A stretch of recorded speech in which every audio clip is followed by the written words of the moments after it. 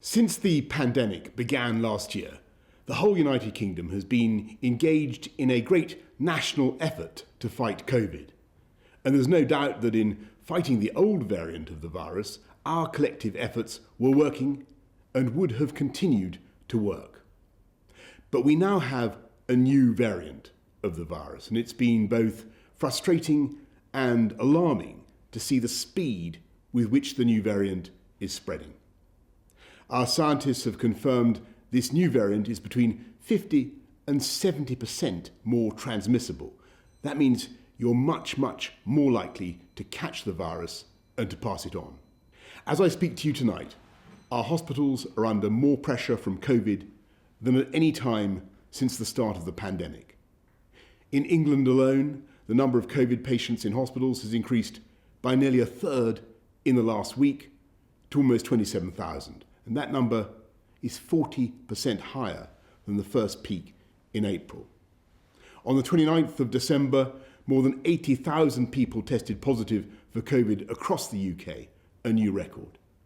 The number of deaths is up by 20% over the last week and will sadly rise further. And my thoughts are with all those who've lost loved ones.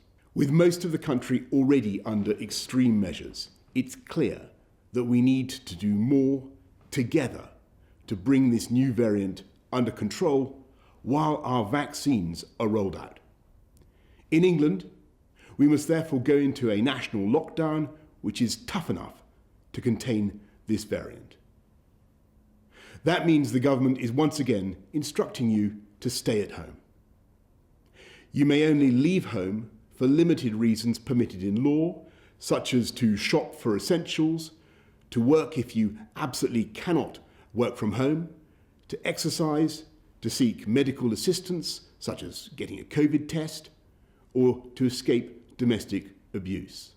And because we now have to do everything we possibly can to stop the spread of the disease, primary schools, secondary schools, and colleges across England must move to remote provision from tomorrow, except for vulnerable children and the children of key workers. Everyone will still be able to access early years settings such as nurseries. We recognise that this will mean it's not possible or fair for all exams to go ahead this summer as normal. The Education Secretary will work with Ofqual to put in place alternative arrangements. We will provide extra support to ensure that pupils entitled to free school meals will continue to receive them while schools are closed, and we will distribute more devices to support remote education.